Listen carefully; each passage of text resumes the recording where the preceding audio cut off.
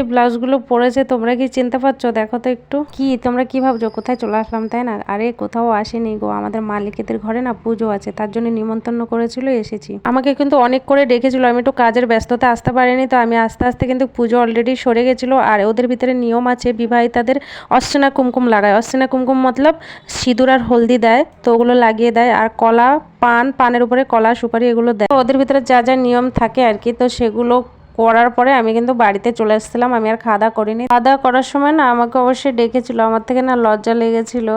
মানে ওদের জাতির সবাই আর আমি একজন আলাদা জাতি হয়ে যাচ্ছি, তো আমার থেকে না প্রচন্ড খারাপ লেগেছিল, তার জন্য কিন্তু আমি যাইনি। তো আমি যাইনি বলে দেখো কত খাবার পাঠিয়ে দিয়েছে, সবার জন্য পাঠিয়ে দিয়েছে, কেউ কিন্তু আমরা যাইনি। কেউ যাবে বা কি করে, বর গেছিল ডিউটি, ছেলে তো স্কুলে ছিল, তার জন্য যাওয়া হয়নি। এখানে কিন্তু রুটিও করা হয়েছিল, আর এখানে রাইসও ছিল, আর কি কি সব আছে আমি কিছুটার নাম জানি না। আর দেখো আমাদের এখানে আটা চটকানো হচ্ছিলো, আমি একটু কাজ করছিলাম, তো বরকে বলেছিলাম একটু আটা চটকিয়ে দাও না, রুটি করব।